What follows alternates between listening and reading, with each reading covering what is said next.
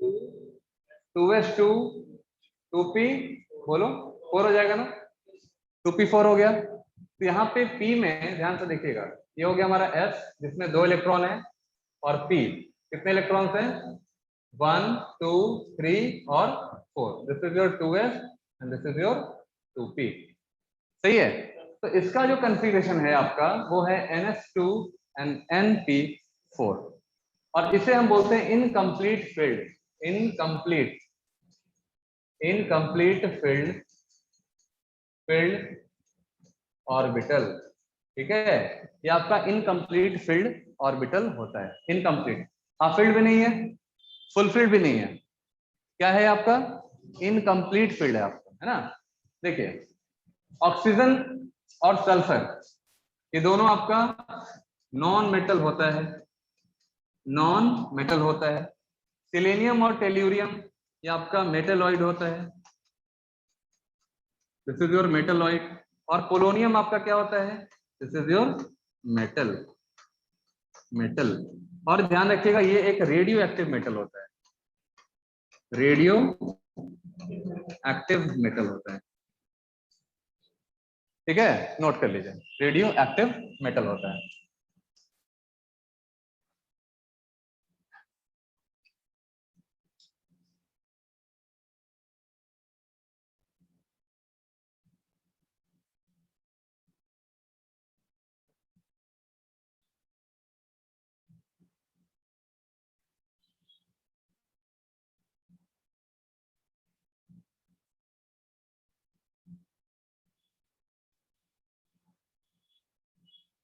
आ रही बात समझ में?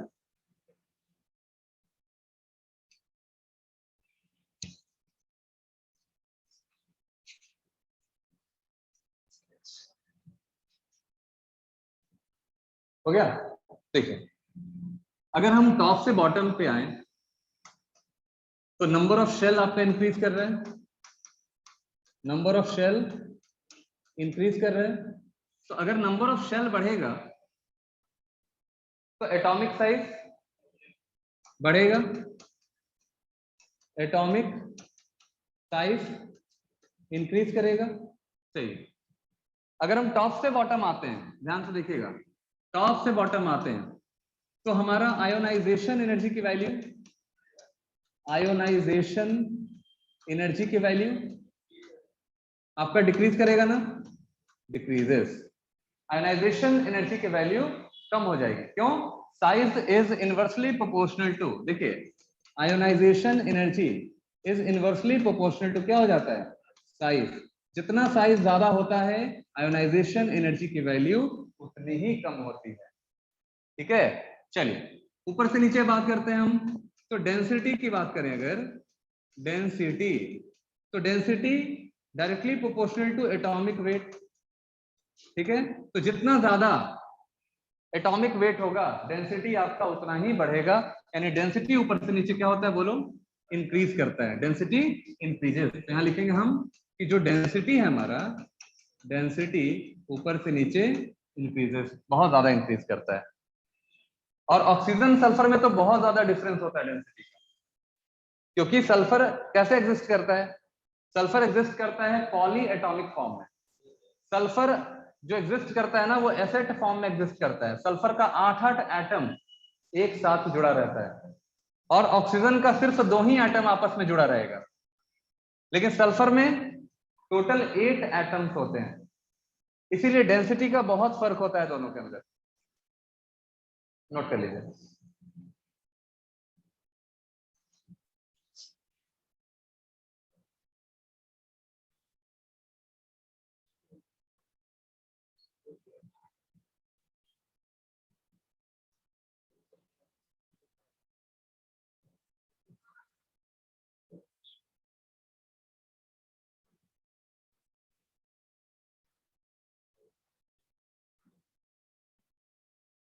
हो गया, चलिए हो गया बाबू सबका। Yes sir.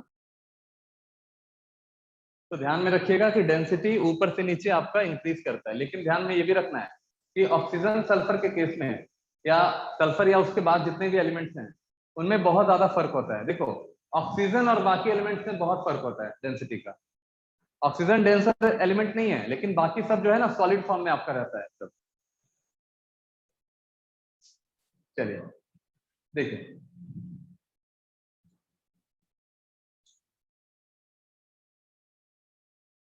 Oxygen, sulphur, selenium, tellurium और पोलोनियम, यही है ना।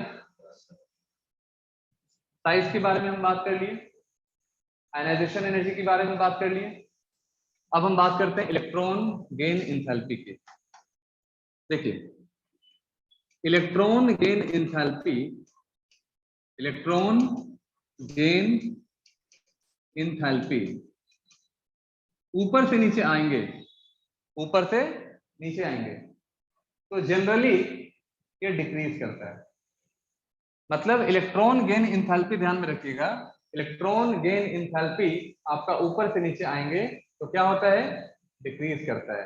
हम सिंपल कह सकते हैं इलेक्ट्रॉन एफिनिटी, इलेक्ट्रॉन एफिनिटी, बताइए इलेक्ट्रॉन को एक्सेप्ट करने का टेंडेंसी ऊपर से नीचे आएंगे तो क्या हो जाएगा, डिक्रीज करेगा। सही है ना, इलेक्ट्रॉन एफिनिटी इंक्रीज करता है, इसका मतलब सॉरी इलेक्ट्रॉन एफिनिटी डिक्रीज करता है, इसका मतलब कि ऑक्सीजन, सल्फर, सेलेनियम, टेल्यूरियम और पोलोनियम, यही होगा ना ऑर्डर। लेकिन ध्यान में रखिएगा थोड़ा सा यहाँ एक्सेप्शन केस है। सर सल्फर का तो ऑक्सीजन से कम होता है ना। मैं वही डिस्कस करने जा रहा हूँ। ठीक है, हम लोग ये सोच रहे हैं ना ये ऑर्डर है, तो ये आपका इनकरेक्ट ऑर्डर है, इनकरेक्ट ऑर्डर है। अभी मैं वही डिस्कस करने जा रहा था, इनकरेक्ट ऑर्डर होता है। अब देखिए, नोट में याद रखेंगे कि सल्फर और ऑक्सीजन इन दोनों के अंदर इलेक्ट्रॉन एफिनिटी का वैल्यू चेंज हो जाता है।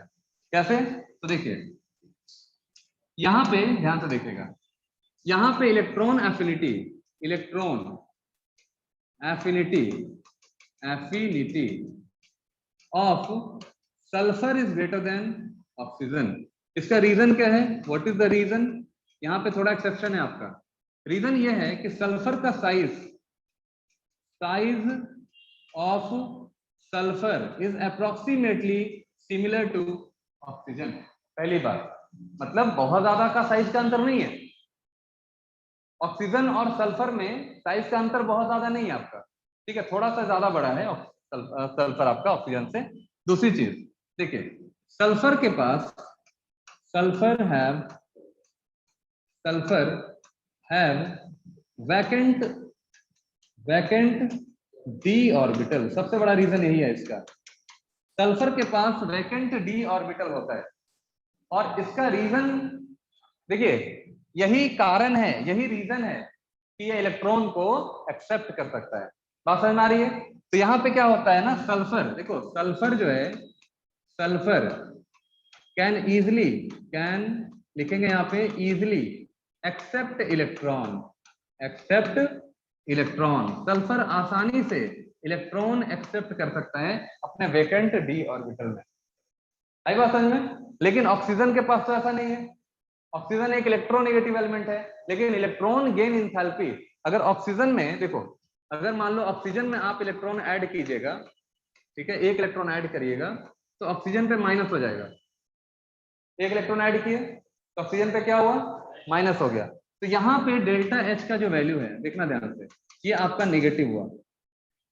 क्या हो गया, नेगेटिव डेल्टा एच हुआ। लेकिन सेकंड इलेक्ट्रॉन अगर आप ऐड करेंगे, एक और इलेक्ट्रॉन इसमें ऐड करने जाएंगे, जैसे O माइनस में एक और इलेक्ट्रॉन ऐड कर दिया, तो यहाँ पे ऑक्सीजन पे 2 माइनस तो आएगा, लेकिन यहाँ पे जो डेल्टा एच का वैल्यू आएगा ये आएगा आपका पॉजिटिव। पढ़े हो ना पीरियोडिक टेबल में, ऑक्सीजन एटम है, उसमें पहला इलेक्ट्रॉन डालेंगे तो क्या हो जाएगा, ऑक्सीजन पे माइनस हो जाएगा। और जैसे ही ऑक्सीजन माइनस में एक इलेक्ट्रॉन और ऐड करेंगे तो ऑक्सीजन पे तो 2 माइनस होगा, लेकिन एनर्जी लेगा। मतलब समझ में आ रही है, एनर्जी हमको देना पड़ेगा उल्टा। हम तो समझ रहे थे कि ऑक्सीजन तो बड़ा ठीक है, मतलब बहुत अच्छा एलिमेंट है, इतना इलेक्ट्रोनेगेटिव है, बढ़िया इलेक्ट्रोनेगेटिव है, इलेक्ट्रॉन को एक्सेप्ट कर लेगा आसानी से। लेकिन ये क्या बात हुई, अपने स्टेबिलिटी को अचीव करने के लिए, जबकि 2 ही इलेक्ट्रॉन चाहिए अपने स्टेबिलिटी को अचीव करने के लिए इसको, और 2 इलेक्ट्रॉन इतना आसानी से ये एक्सेप्ट नहीं करता है। पहला इलेक्ट्रॉन तो एक्सेप्ट कर लेता है आसानी से, कोई दिक्कत नहीं, क्योंकि नेगेटिव इलेक्ट्रॉन की एंथैल्पी है। लेकिन जैसे ही दूसरा इलेक्ट्रॉन आता है वो इजीली एक्सेप्ट नहीं कर पाता, तो हमें एनर्जी को क्या करना पड़ेगा, देना पड़ेगा, उल्टा एक्सेप्ट करवाने के लिए। तो याद रखिएगा कि ये हमारा जो पहला जो स्टेप है, फर्स्ट स्टेप, ये हमारा क्या हो जाएगा, एक्सोथर्मिक होता है, एक्सोथर्मिक होता है। और दूसरा जो स्टेप होता है वो आपका होता है एंडोथर्मिक होता है, दूसरा आपका एंडोथर्मिक होता है। तो ऑक्सीजन इलेक्ट्रॉन को एक्सेप्ट इजीली नहीं कर पाता सेकंड स्टेप में, फर्स्ट स्टेप में नहीं, सेकंड स्टेप में इलेक्ट्रॉन को आसानी से एक्सेप्ट नहीं कर पाता है, क्योंकि इसका रीजन आप बता रहे हैं, हम आपको ध्यान से देखिएगा क्यों नहीं कर पाता है। फर्स्ट वाले में तो आसानी से कर लेता है, लेकिन सेकंड वाले में क्यों नहीं कर पाता है, पहले नोट कर लीजिए, फिर हम बता रहे हैं आपको। अब वो समझ में आ रहा है सबको?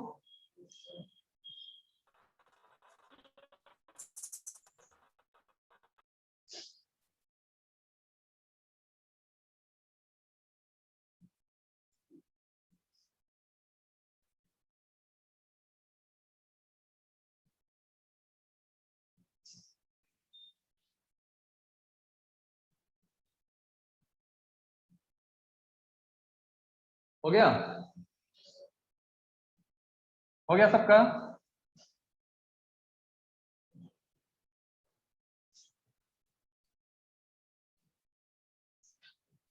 सबका हो गया? Yes sir. Yes sir. देखिए,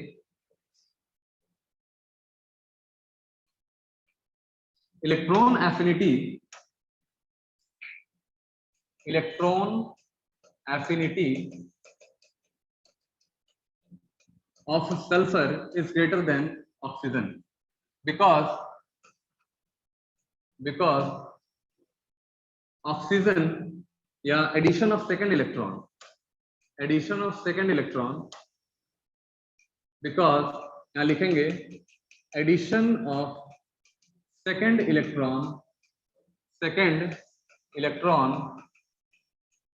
ठीक है, feels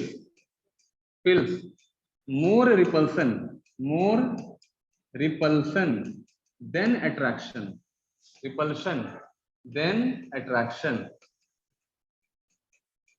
second electron feels, ठीक है, because addition of second electron feels more repulsion than attraction, मतलब इसमें attraction उतना नहीं होता है और repulsion बहुत ज्यादा है। और कौन सा repulsion है, तो इंटर इलेक्ट्रॉनिक रिपल्सन है, क्योंकि आपको पता है कि ऑक्सीजन पे माइनस आ चुका है ना। ऑक्सीजन के वैलेंस शेल में कितने इलेक्ट्रॉन्स है, 1 2 3 4 5 6 है, और एक इलेक्ट्रॉन लिया था तो एक इलेक्ट्रॉन और आ गया विथ माइनस साइन। अब हम मान लो एक इलेक्ट्रॉन यहाँ और ऐड करना चाहते हैं, तो क्या होगा, इसके ऊपर माइनस है और यहाँ पहले से आपका इलेक्ट्रॉन है, तो सभी इलेक्ट्रॉन एक दूसरे से क्या करेंगे, रिपल्सन करेंगे ना। तो ये इलेक्ट्रॉन अगर आना भी चाहेगा तो ये इसको दूर भगा देगा, लेकिन फिर भी हमें क्या करना है, ऐड करना है। तो इसके लिए हमें क्या करना पड़ेगा, आपको एनर्जी खर्च करना पड़ेगा, यानी एनर्जी देना पड़ेगा। तो जब आप एनर्जी दीजिएगा तो यहाँ पे अट्रैक्टिव फोर्स आपको बढ़ जाएगा, बात समझ आ रही है, एनर्जी देकर यानी फोर्सली हमें से ऐड करना पड़ेगा। तो यहाँ पे क्या हो जाएगा बोलो, ऑक्सीजन पे -2 चार्ज आ जाएगा, क्लियर है। तो इंटर इलेक्ट्रॉनिक रिपल्सन को ओवरकम करने के लिए ही हम एनर्जी देते हैं, because addition of second electron feels more repulsion than attraction. To overcome लिखेंगे यहाँ पे, to overcome, ठीक है, to overcome the repulsive force, ठीक है, to overcome the repulsive force, बताइए, energy has to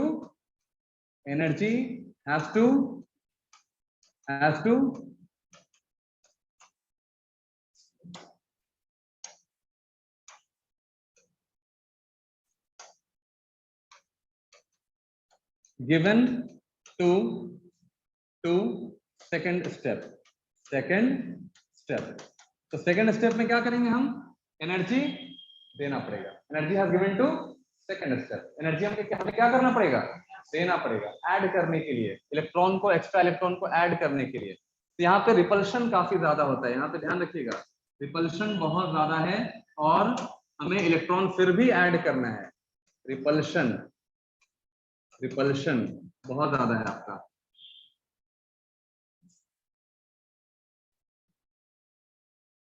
नोट कर लीजिए।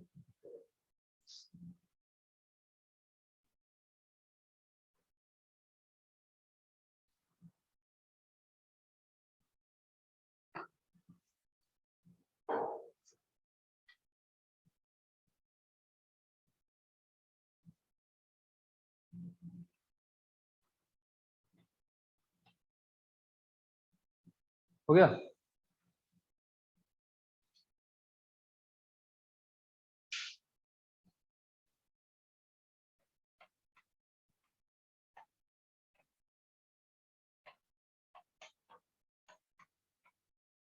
Oxygen, sulphur, selenium, tellurium and tellurium and polonium.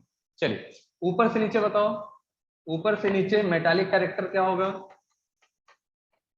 Metallic character बोलो। मेटालिक कैरेक्टर इंक्रीजेस, ठीक है। ऊपर से नीचे आएंगे तो मेटालिक कैरेक्टर बढ़ेगा। तो ऑक्सीजन आपका नॉन मेटल है, पोलोनियम आपका मेटल होता है, तो मेटालिक कैरेक्टर आपका बढ़ता है, ठीक है। ऊपर से नीचे आएंगे तो इलेक्ट्रोनेगेटिविटी बताओ। इलेक्ट्रो नेगेटिविटी, नेगेटिविटी बढ़ेगा या घटेगा? ये आपका डिक्रीज करता है, डिक्रीज करेगा। डिक्रीज करेगा। तो इलेक्ट्रोनेगेटिविटी का ऑर्डर में आपका कहीं कोई चेंजिंग नहीं है, सिर्फ इलेक्ट्रॉन एफिनिटी वाले में चेंजिंग है। इलेक्ट्रोनेगेटिविटी वाले में सेम ऑर्डर चलेगा। सबसे ज्यादा ऑक्सीजन, सल्फर, सिलेनियम, टेल्यूरियम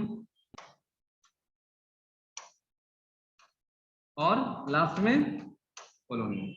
ये हमारा इलेक्ट्रोनेगेटिविटी है, धीरे धीरे डिक्रीज करने लगेगा।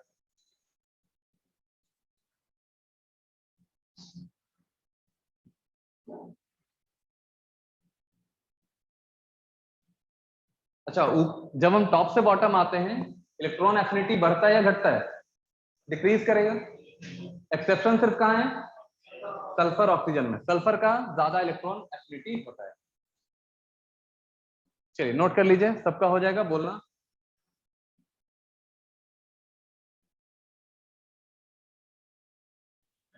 हो गया बाबू सबका?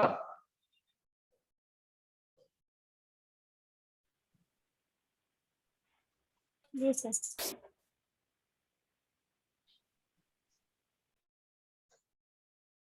देखिए, oxidation states of group 16 element. Oxidation states of group 16 element, ठीक है। हमारे पास ग्रुप 16 एलिमेंट्स है। मान लो ई है, ई फॉर एलिमेंट, ये हमारा ग्रुप 16 का एलिमेंट है। ये जनरली 3 ऑक्सीडेशन स्टेट शो करता है। कौन सा?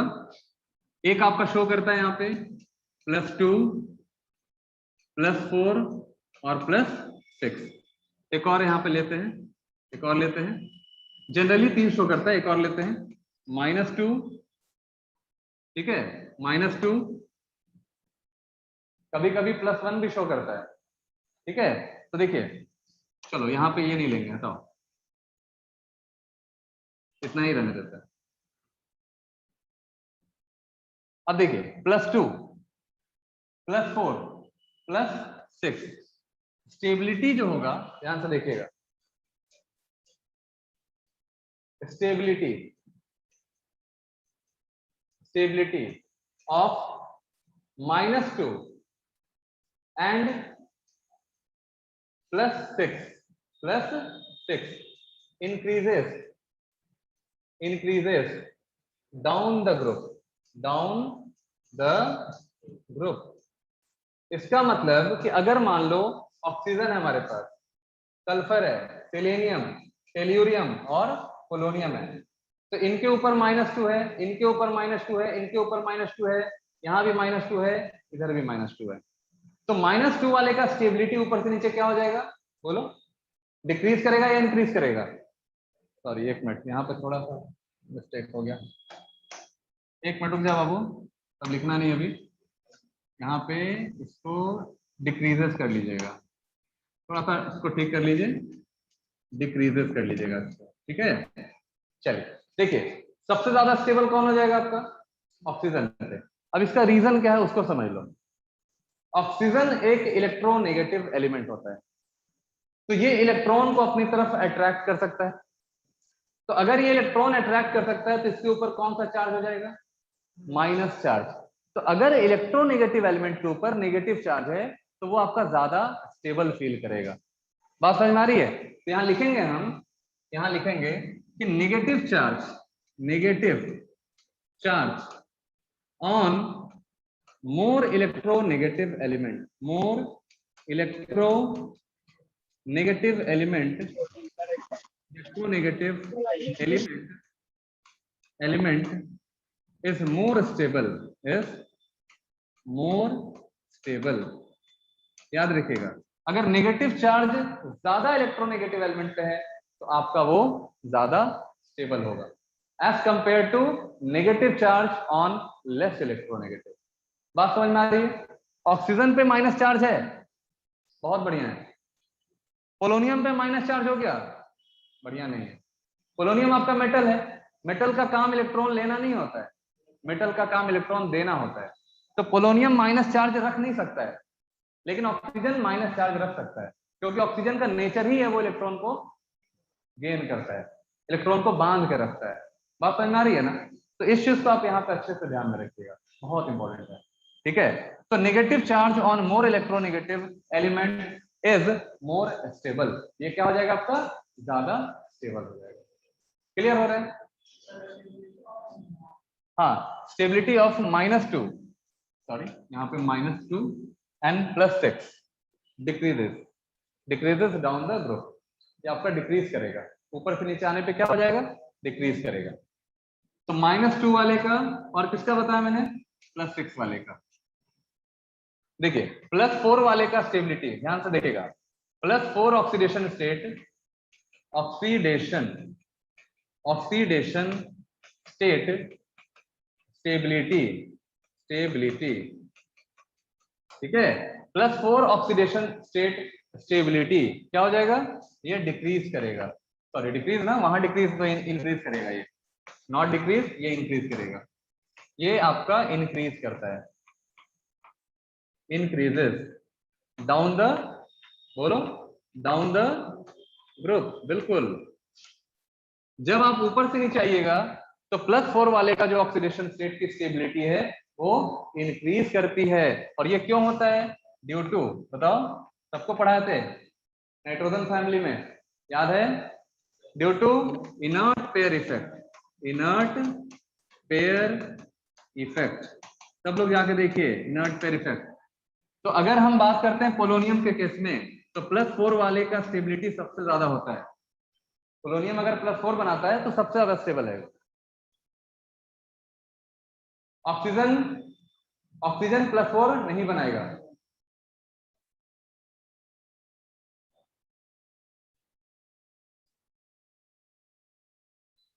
सर हाँ सर +6 वाला डिक्रीज कैसे करेगा सर, नहीं समझ।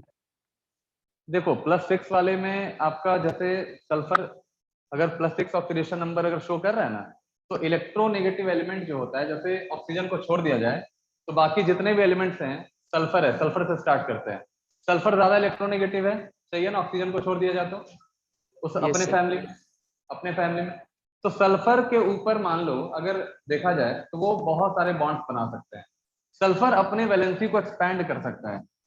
पहले इसको बताओ, इसको चेंज करें हम, उसके बाद हम एक्सप्लेन कर रहे हैं इसको। लिख लो तुम्हारा क्वेश्चन हम समझ गए हैं, अब देखिए इसका आंसर क्या है। हाँ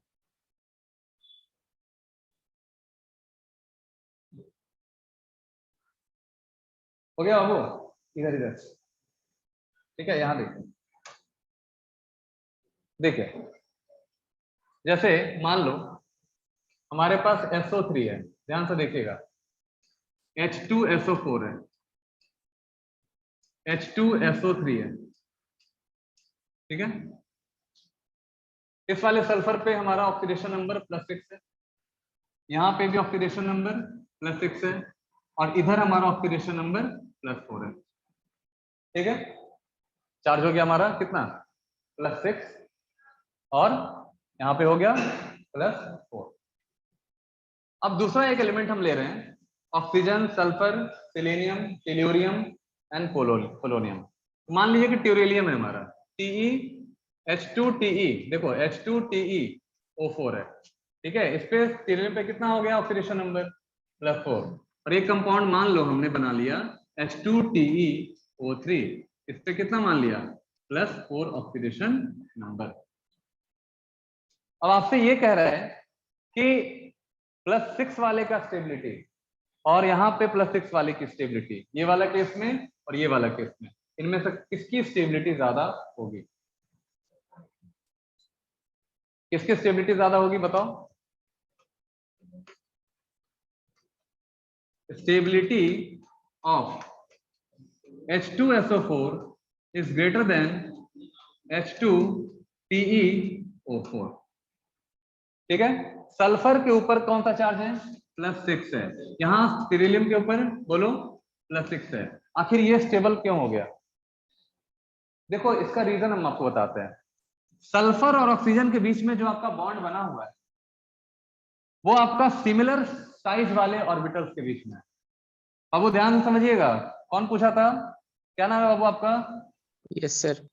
हाँ, सल्फर और ऑक्सीजन के बीच में साइजेस का, ऑर्बिटल्स के साइजेस का बहुत ज्यादा फर्क नहीं है, लेकिन यहाँ टेल्यूरियम और ऑक्सीजन के बीच के जो ऑर्बिटल्स हैं उनके बीच में जो ऑर्बिटल्स हैं उनके बीच का जो ओवरलैपिंग हो रहा है वहां पे उतना इफेक्टिव नहीं है। तो लगभग सिमिलर साइज वाले ऑर्बिटल्स के बीच में ओवरलैपिंग काफी ज्यादा इफेक्टिव है, और ये 4 ऑक्सीजन को अपने साथ ये आराम से जोड़ सकता है। लेकिन इसे जोड़ने के लिए क्या बहुत मेहनत करना पड़ेगा और जुड़ेगा ही नहीं, क्योंकि बॉन्ड कब बनता है? जब ऑर्बिटल्स ओवरलैप करते हैं। सेम साइज वाला ऑर्बिटल अगर ओवरलैप कर रहा है तो ज्यादा इफेक्टिव होता है ना। तो यहाँ पे इसीलिए सल्फर इतने सारे ऑक्सीजन और हाइड्रोजन को अपने साथ होल्ड कर सकता है, क्योंकि इनके बीच में जो ओवरलैपिंग है या जो बॉन्ड बन रहा है वो काफी इफेक्टिव है। इसलिए +6 शो करना इसके लिए क्या हो गया, बहुत ही आसान है। लेकिन यहाँ पे +6 शो करना इसके लिए टफ है। अब समझ में आया सबको?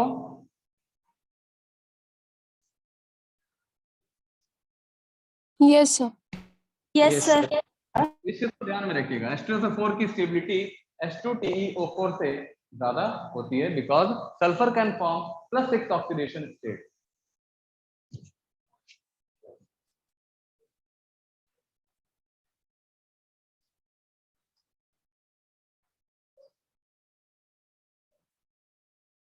चलिए ऑक्सीजन देखिए,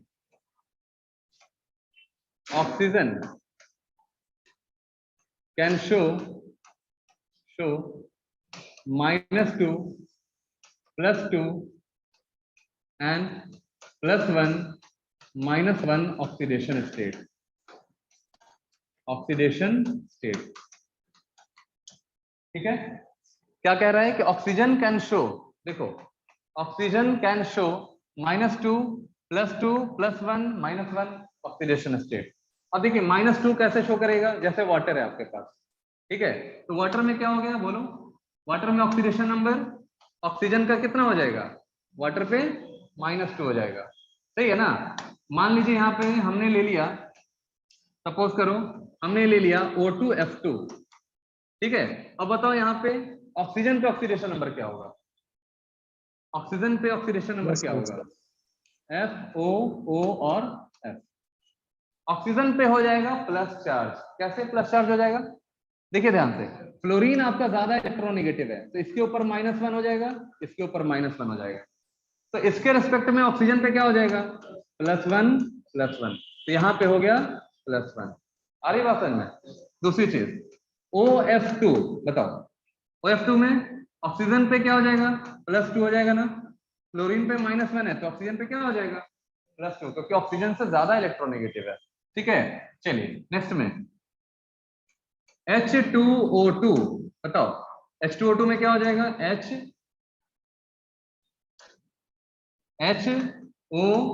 O और H है आपका, बताइए इस पे ऑक्सीडेशन नंबर -1 -1।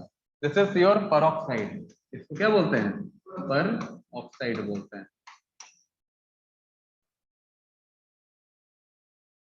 नोट कर लीजिए, ऑक्सीजन का ऑक्सीडेशन नंबर -2 +2 +1 और -1 है।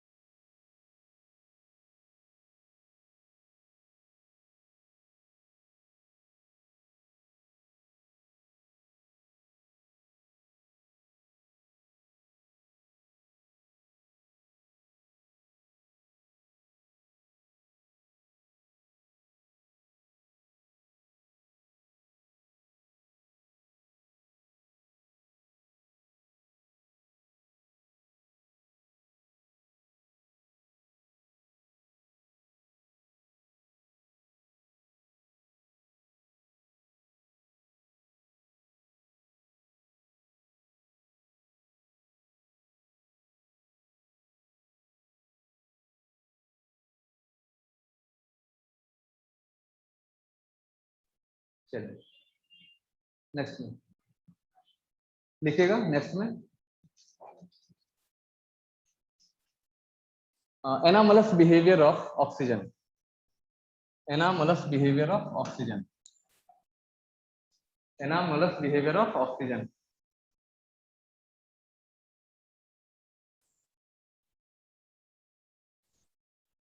Anomalous behaviour of oxygen.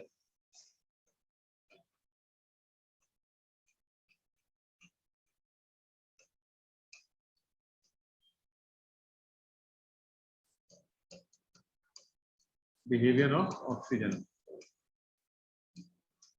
चलिए देखिए, ऑक्सीजन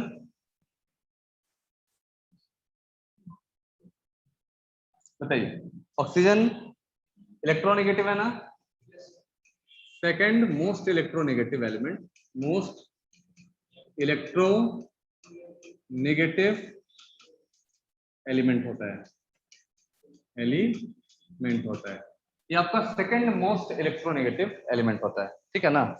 दूसरी देखिए, ऑक्सीजन का साइज क्या होगा? Size is small. ऑक्सीजन का साइज छोटा होता है, ठीक है। चलिए, इलेक्ट्रॉन एफिनिटी भी, electron affinity, affinity is electron affinity is high.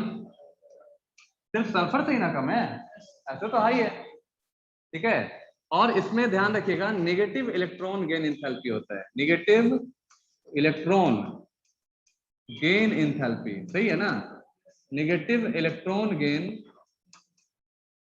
Enthalpy, negative electron gain enthalpy होता है। Oxygen can form, oxygen can form hydrogen bond. Oxygen क्या फॉर्म कर सकता है? हाइड्रोजन बॉन्ड फॉर्म कर सकता है in form of water, in form of water. जैसे आपका वाटर है, तो वाटर में क्या होगा? ऑक्सीजन जो है, क्या ये हाइड्रोजन बॉन्ड फॉर्म करेगा? बताओ। ये आपका जो ऑक्सीजन है यहाँ पे, ये देखिए ध्यान से, यहाँ पे जो ऑक्सीजन के साथ हाइड्रोजन लगा है, ये क्या करेगा? ये हाइड्रोजन बॉन्ड फॉर्म करेगा। देख रहे हो ना, ऑक्सीजन के साथ हाइड्रोजन लगा हुआ है, तो hydrogen have tendency to form hydrogen bond with other oxygen atom. तो यहाँ पे ऑक्सीजन पे नेगेटिव चार्ज है और हाइड्रोजन पे क्या है, पॉजिटिव। यहाँ पे ऑक्सीजन पे क्या होगा बोलो, नेगेटिव होगा, ऑक्सीजन पे नेगेटिव है और हाइड्रोजन पे क्या होगा, पॉजिटिव है। तो ये हाइड्रोजन और ये जो आपका ऑक्सीजन है यहाँ पे, इन दोनों के बीच में कौन सा बॉन्ड बनेगा, हाइड्रोजन बॉन्ड बनेगा। तो याद रखिएगा जो H2O है ना यहाँ पे, ये लिक्विड फॉर्म में होता है एट रूम टेम्परेचर। यहाँ पे लिखेंगे H2O इज लिक्विड, लिक्विड कहाँ पे, eight room temperature, temperature because of hydrogen bonding. Note कर लीजिए, because of hydrogen bonding, hydrogen bonding. तो ये लिक्विड फॉर्म में होता है रूम टेम्परेचर पे, क्यों बोलो, हाइड्रोजन बॉन्डिंग फॉर्म करता है।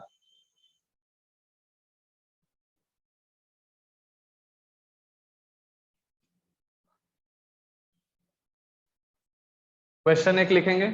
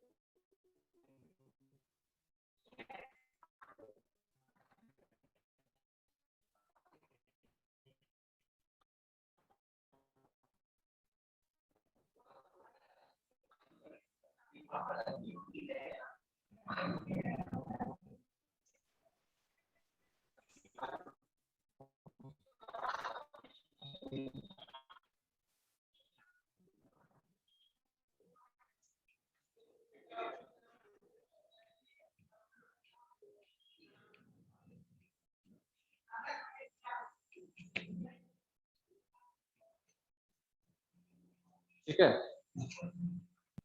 मोबाइल क्या कर रहा है, हटा दो अभी, पढ़ाई के समय नहीं, बाद में कर लीजिएगा यूज, ठीक है।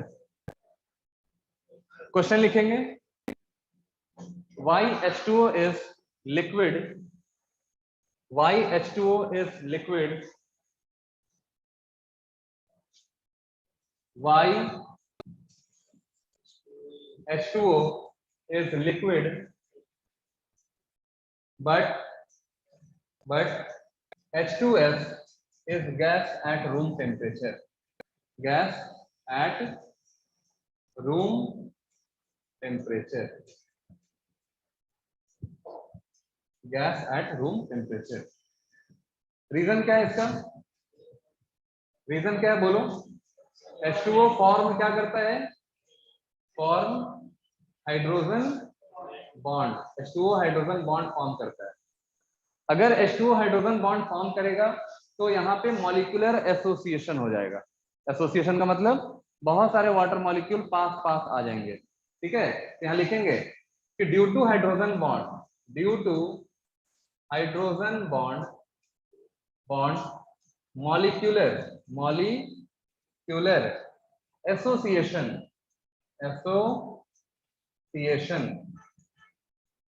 takes place, molecular association takes place, hence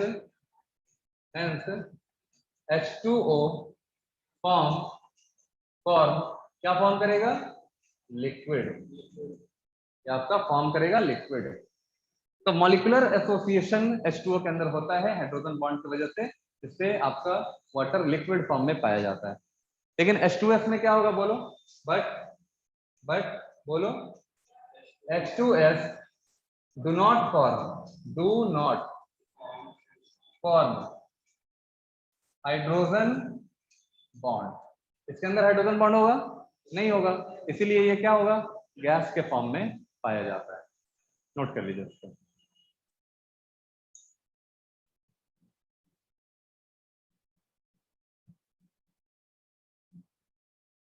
चलिए लिखिएगा, hydrides of group 16 element, hydrides of group 16 element.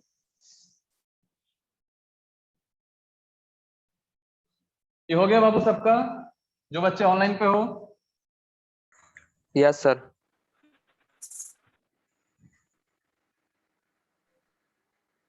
सबको समझ में आ रहा है ना? देखिए यस बहुत बढ़िया। अब हम बात करते हैं हाइड्राइड्स की। Hydrides of group 16th element. 16th element. चलिए बात करते हैं हाइड्राइड्स की। ग्रुप 16 का सारा हाइड्राइड कौन कौन सा है बताओ? ऑक्सीजन का हाइड्राइड क्या होता है बोलो? Water, H2O, H2S, H2SE, H2TE और H2PO। ठीक है ना? ये हमारा oxygen, sulphur, selenium, tellurium and polonium सभी ने अपना अपना हाइड्राइड फॉर्म कर लिया। चलिए ठीक है, अब ऊपर से नीचे आते हैं। ये बताइए कि एसिडिक कैरेक्टर क्या होगा? सबसे पहला एसिडिक कैरेक्टर क्या होगा बताइए? एसिडिक कैरेक्टर क्या होगा? ऊपर से नीचे आएंगे, एसिडिक नेचर क्या होगा इसका? इंक्रीज होगा सर। बिल्कुल इंक्रीज करेगा, बिल्कुल इंक्रीज करेगा। ऐसा क्यों? क्योंकि देखिए यहाँ पे हाइड्रोजन, देखना ध्यान से, हाइड्रोजन और पोलोनियम के बीच का दूरी बहुत ज्यादा है, लेकिन हाइड्रोजन और ऑक्सीजन के बीच की दूरी बहुत कम है। तो अगर बॉन्ड लेंथ ज्यादा होगा तो बॉन्ड एनर्जी कम हो जाएगा। जब बॉन्ड एनर्जी कम होगा तो H को आसानी से निकलने में H क्या होगा? बहुत आसानी से H निकल जाएगा ना। लेकिन यहाँ पे H को निकलना इतना आसान नहीं है, क्योंकि दोनों का न्यूक्लियस जो है ना पास पास है आपका। इलेक्ट्रॉन्स बहुत ज्यादा गैदर्ड है दोनों के न्यूक्लियस के बीच में। ठीक है, तो यहाँ पे H इतना आसानी से फ्री नहीं हो पाएगा, लेकिन यहाँ पे H जो है ना ये आसानी से क्या हो जाएगा? फ्री हो जाएगा। इस वजह से यहाँ पे क्या होगा? एसिडिक नेचर ज्यादा हो जाएगा। तो ऊपर से नीचे आओगे, एसिडिक नेचर आपका बढ़ेगा। ठीक है, नेक्स्ट प्रॉपर्टी। जब ऊपर से नीचे आओगे तो बताओ कि बॉन्ड एंथैल्पी क्या हो जाएगा? बॉन्ड एंथैल्पी ऊपर से नीचे आओगे, बॉन्ड लेंथ ज्यादा, बॉन्ड एंथैल्पी कम। तो बॉन्ड एंथैल्पी क्या हो जाएगा बताओ? Bond enthalpy is inversely proportional to bond length. तो बॉन्ड लेंथ अगर बढ़ेगा ना तो बॉन्ड एनर्जी क्या हो जाएगा? कम हो जाएगा। तो ऊपर से नीचे बॉन्ड एंथैल्पी आपका जो है ये डिक्रीज कर जाता है। Is it clear? इसको अच्छे से याद रखिएगा। देखो इसको मैं ब्रैकेट में लिख देता हूँ बॉक्स में। देखो ये हो गया आपका, ये नोट कर लीजिएगा। हाँ बोलो। हाँ मेटालिक कैरेक्टर ऊपर से नीचे इंक्रीज कर। हाँ मेटल सा जनरली बेसिक नेचर होगा। अरे देखो एसिडिक कैरेक्टर हम किसके बेस पे बताए हैं? हाइड्रोजन के बेस पे। एसिड किसी एक ही कॉन्सेप्ट के बेस पे नहीं बताया जाता है। एसिड जो है आर्हेनियस के हिसाब से बताया जाता है, ब्रॉन्स्टेड के बेस से बताया जाता है, लुइस के बेस से बताया जाता है। तो यहाँ पे क्या है आपका? H को डोनेट कर रहा है, तो H का डोनर क्या होता है? एसिड होता है, और H का एक्सेप्टर बेस हो जाता है। ये चीज होता है। ठीक है, देखिए तो बॉन्ड एनर्जी आपका यहाँ पे डिक्रीज करेगा। अब चलिए बॉन्ड एनर्जी अगर डिक्रीज करेगा तो बॉन्ड डिसोसिएशन एंथैल्पी वही है, सेम है। बॉन्ड एनर्जी डिक्रीज सेम चीज है। ठीक है, थर्मल स्टेबिलिटी बताइए। थर्मल स्टेबिलिटी बोलो। थर्मली कौन जल्दी टूटेगा? हीट देने पर कौन जल्दी टूटेगा? नीचे वाला। तो थर्मल स्टेबिलिटी ऊपर से नीचे कम हो रहा है ना, डिक्रीज कर रहा है। थर्मल स्टेबिलिटी ऊपर से नीचे डिक्रीज कर रहा है, क्योंकि बॉन्ड एनर्जी आपका कम लग रहा है ना। ये सब क्वेश्चन आया होगा आपको कंपटीशन में, बहुत बार पूछता रहता है। चलिए ऊपर से नीचे आइए तो बॉन्ड एंगल बताओ। बॉन्ड एंगल बताइए। सबसे ज्यादा बॉन्ड एंगल कहाँ पे होता है? H2O के अंदर होता है। आपको पता है H2O में कितना एंगल होगा? बताओ H2O में कितना एंगल होता है? देखो यहाँ पे ऑक्सीजन और 2 हाइड्रोजन, यहाँ का जो एंगल थीटा है वो है 104.5 डिग्री का, लेकिन H2PO में जो बॉन्ड एंगल होता है वो 90 से कम होता है, 90 से कम होता है। H2S में आपका होता है 94 डिग्री, इसका होता है 93 डिग्री, इसका होता है 92.5 डिग्री, इसका आपका होता है 91 डिग्री करीब करीब। अलग अलग बुक्स में 0.5 का थोड़ा सा डिफरेंस मिलेगा, लेकिन लगभग यही होता है। मतलब फर्स्ट H2O और H2S के अंदर बहुत ही ज्यादा डिफरेंस होता है बॉन्ड एंगल का, क्योंकि इलेक्ट्रोनेगेटिविटी का बहुत ज्यादा अंतर हो जाता है। बात समझ में आ रही है? इलेक्ट्रोनेगेटिविटी का बहुत ज्यादा अंतर होता है, इसी वजह से बॉन्ड एंगल में भी बहुत ज्यादा अंतर होता है। तो बॉन्ड एंगल बताओ ऊपर से नीचे क्या हो रहा है? डिक्रीज कर रहा है, ठीक है। सबसे ज्यादा बॉन्ड एंगल आपके वाटर में होगा।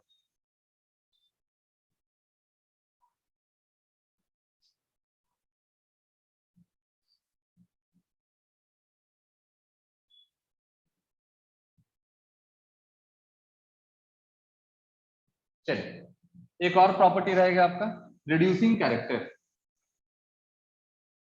कहाँ लिखा है? यहां लिख दें? चलो यहां लिख देते हैं। देखिए रिड्यूसिंग कैरेक्टर, रिड्यूसिंग कैरेक्टर बताओ। रिड्यूसिंग कैरेक्टर सबसे बढ़िया रिड्यूसिंग एजेंट कौन? जो हाइड्रोजन को जल्दी रिलीज कर दे, H को जल्दी रिलीज कर दे, वो बढ़िया रिड्यूसिंग एजेंट है आपका। तो यहाँ पे रिड्यूसिंग कैरेक्टर जो है ना वो क्या हो जाएगा? इंक्रीज करता है। ये बहुत इंपॉर्टेंट है, यहाँ पे पूछता है क्वेश्चन ये, ठीक है। रिड्यूसिंग कैरेक्टर क्या हो जाएगा? इंक्रीज करेगा ऊपर से नीचे आने पे। और H2O आपका पुअर रिड्यूसिंग एजेंट होता है, नोट कर लीजिए। H2O जो होता है ना ये पुअर रिड्यूसिंग एजेंट होता है, नोट में note. H2O is poor reducing agent, ये नोट कर लीजिए। H2O आपका पुअर रिड्यूसिंग एजेंट होता है।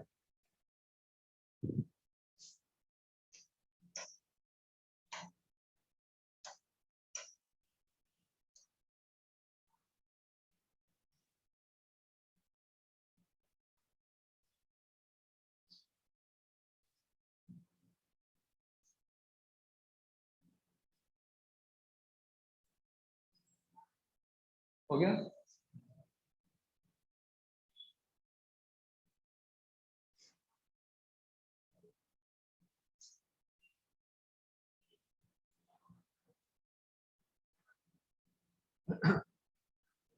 सब लोग का हो गया?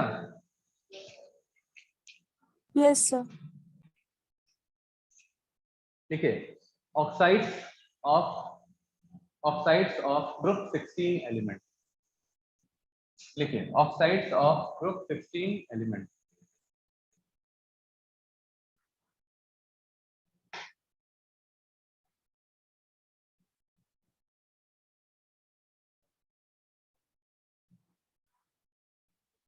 Oxides of group 16 element.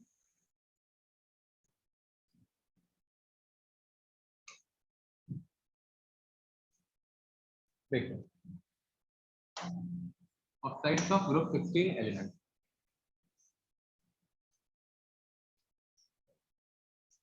Oxides of group 16। देखिए ऑक्सीजन का ऑक्साइड एक ही ओजोन है ना, चलिए उसको छोड़ देते हैं। कैसा बनाएगा? EO2 टाइप का, और कैसा बनाएगा? EO3 टाइप का। आ रही बात समझ में? दो तरह का ऑक्साइड आपका फॉर्म करता है, एक बनाएगा EO2 और दूसरा बनाएगा EO3। जैसे एक एग्जांपल SO2 टाइप का, और क्या बनाएगा? SO3 टाइप का, ठीक है। तो देखिए SO2 किस फॉर्म में पाया जाएगा? This is in gas form. और भी होता है, जैसे मान लो हमने यहाँ पे SO2 ले लिया, फिर SeO2 ले लिया, TeO2 ले लिया, ठीक है। तो SO2 आपका गैस फॉर्म में होगा, ये गैस फॉर्म में होगा, लेकिन ये जो आपका है ना ये किस फॉर्म में होगा? ये आपका सॉलिड फॉर्म में हो जाता है। नोट कर लीजिए SO2 जो है वो गैस फॉर्म में होगा और बाकी जो है आपका सॉलिड फॉर्म में होता है।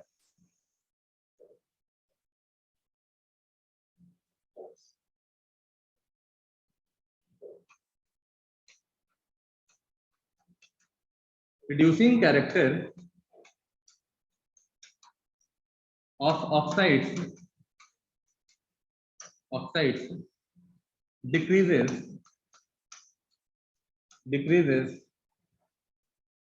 down the group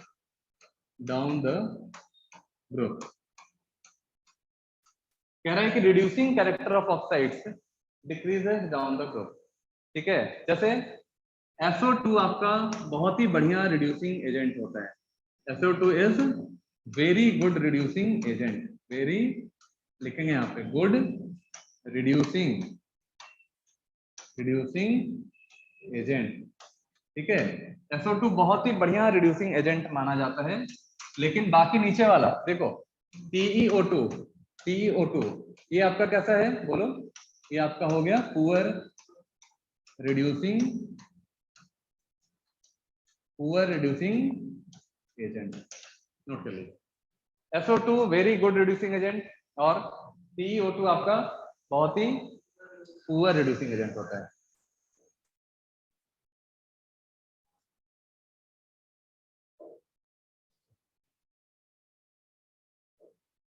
ठीक है, तो देखिए TeO2 आपका अगर पुअर रिड्यूसिंग एजेंट होगा तो ये आपका बहुत ही बढ़िया ऑक्सीडाइजिंग एजेंट हो जाएगा। ठीक है, ध्यान रखिएगा, very good reducing power poor है तो ऑक्सीडाइजिंग पावर अच्छा होगा, तो वेरी गुड ऑक्सीडाइजिंग एजेंट। अगर आपसे ये सवाल पूछ दे, क्वेश्चन कर दे कि ये बताओ कि ऊपर से नीचे आने पे सबसे बढ़िया ऑक्सीडाइजिंग एजेंट कौन सा है, तो बताना है TeO2 आपका ऑक्सीडाइजिंग एजेंट होता है। और अच्छा रिड्यूसिंग एजेंट कौन सा है, SO2 है। ठीक है ना,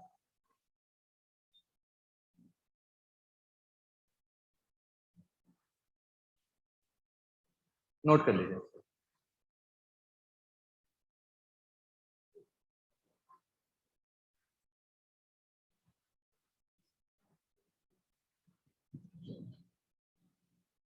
हो गया सबका?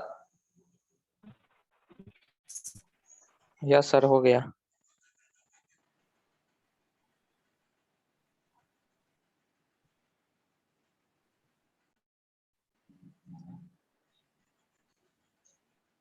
देखिए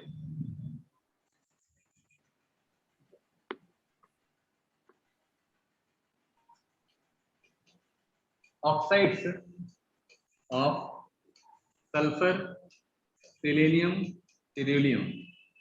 आर एसिडिक इन नेचर। जैसे अगर हम बात करें सल्फर की तो सल्फर डाइऑक्साइड बनाएगा और SO3 बनाएगा, तो इन दोनों में ज्यादा एसिडिक आपका SO3 होता है। तो याद रखिएगा कि जो एसिडिटी होता है वो डायरेक्टली प्रोपोर्शनल टू होता है ऑक्सीडेशन नंबर के, अब यहाँ देखिए SO2 में सल्फर पे कितना ऑक्सीडेशन नंबर हो गया, +4 का, और SO3 में सल्फर पे +6 का ऑक्सीडेशन नंबर है। तो बताइए एसिडिक नेचर किसका ज्यादा होगा, SO3 का। SO3 is very good acid माना जाता है, बहुत अच्छा एसिड माना जाता है। और SO3 is used to manufacture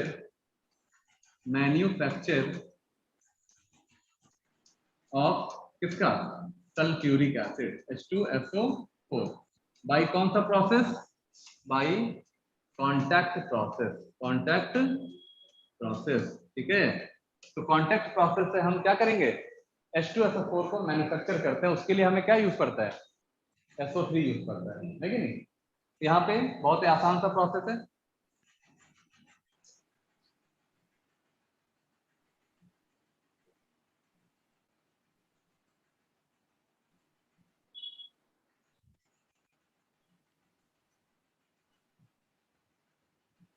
clear है, यहाँ तक नोट कर लो।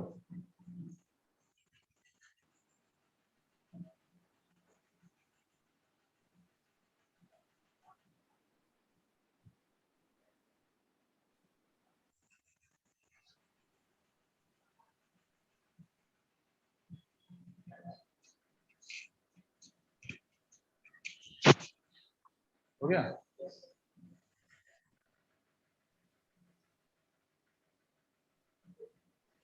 चलिए आगे बढ़े। हो गया बाबू सबका?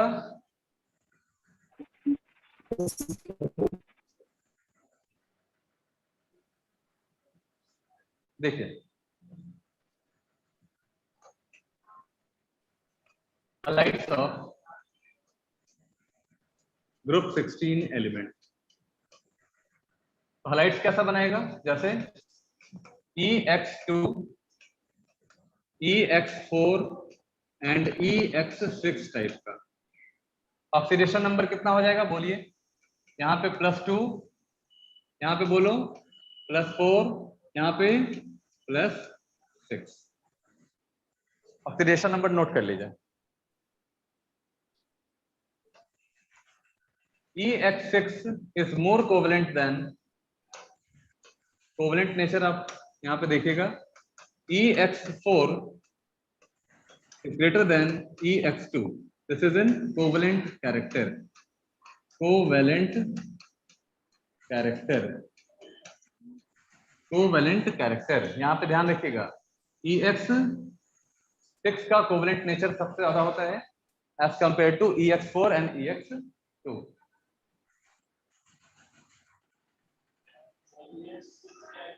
हाँ अभी बता रहे हैं। हो गया? देखिए SF4 सल्फर पे ऑक्सीडेशन नंबर +6 का, यहाँ पे +4 का। तो बताइए इन दोनों में ज्यादा कोवेलेंट कौन है? SF6 आपका ज्यादा मोर कोवेलेंट होता है, ध्यान रखिएगा, ज्यादा कोवेलेंट कैरेक्टर है। अगर हम थर्मली स्टेबिलिटी की बात करें, अगर स्टेबिलिटी की बात करें तो स्टेबिलिटी की अगर हम बात करें, ठीक है, तो सल्फर SF6 जो है ये आपका लेस स्टेबल होता है किसके कंपेयर में? SF4 के कंपेयर में। बात समझ में आ रही है? तो हलाइड्स जो होते हैं वो आपके कोवेलेंट्स होते हैं। अब देखिए SF6, SCl6, SBr6 और Si6, ठीक। SF6 एग्जिस्ट करता है, ये एग्जिस्ट करता है और ये स्टेबल भी होता है, लेकिन ये एग्जिस्ट नहीं करता है। क्या करता है? ये एग्जिस्ट नहीं करता है, नेचर में एग्जिस्टेंस नहीं है इसका, ठीक है। इसका रीजन क्या है? इसका देखिए, ड्यू टू स्टेरिक इफेक्ट,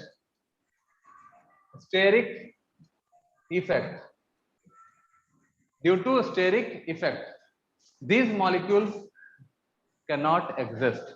ऐसा क्या रीजन? देखो यहाँ पे सल्फर का साइज है बहुत छोटा और क्लोरीन का साइज है बहुत बड़ा, क्लोरीन, ब्रोमीन और आयोडीन, ठीक है। ये देखिए बहुत बड़े बड़े साइज के एटम्स हैं। तो छोटे साइज के सल्फर जो है वो क्लोरीन को होल्ड ही नहीं कर पाते हैं। मतलब यहां मान लो 6 क्लोरीन लग गया तो इसको होल्ड नहीं कर पाएगा। जैसे यहाँ पे क्लोरीन क्लोरीन क्लोरीन क्लोरीन, तो ये 6 क्लोरीन को होल्ड नहीं कर पाएगा। एक और क्लोरीन है ना साथ में, एक और क्लोरीन है आपका। अगर सोचो क्लोरीन के जगह पे ब्रोमीन आ जाए तो ब्रोमीन का साइज और बड़ा होता है। अब छोटे साइज का बेचारा सल्फर कैसे होल्ड कर पाएगा इतने बड़े बड़े एटम्स को? नहीं, तो इतने ये सारे जो है ना एग्जिस्ट ही नहीं करते हैं, क्योंकि सल्फर आपका कॉमन है, छोटे साइज का है, और यहाँ पे क्लोरीन, ब्रोमीन, आयोडीन ये सब बड़े साइज के एटम्स होते हैं। तो लार्जर सराउंडिंग एटम, यहाँ लिखेंगे large surrounding atom, large surrounding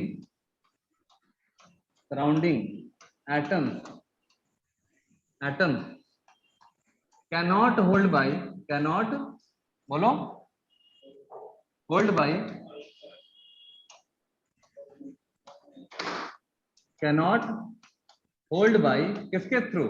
by sulfur atom, cannot hold by sulfur atom, small size sulfur atom कर लेना, cannot hold by small sized sulfur atom, hold by small size कर लेना यहाँ पे, ठीक है, स्मॉल साइज्ड सल्फर एटम, बस।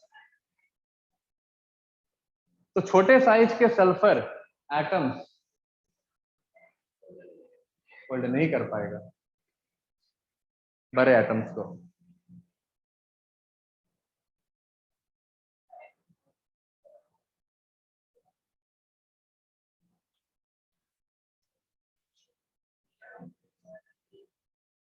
हो गया यहाँ तक? चलिए, तो आज हम लोग यहाँ तक रहने देते हैं, नेक्स्ट क्लास में इसके आगे हम बात करेंगे, ठीक है। सर थोड़ा शुरू वाला फिर दिखला दीजिए। अच्छा। ये तो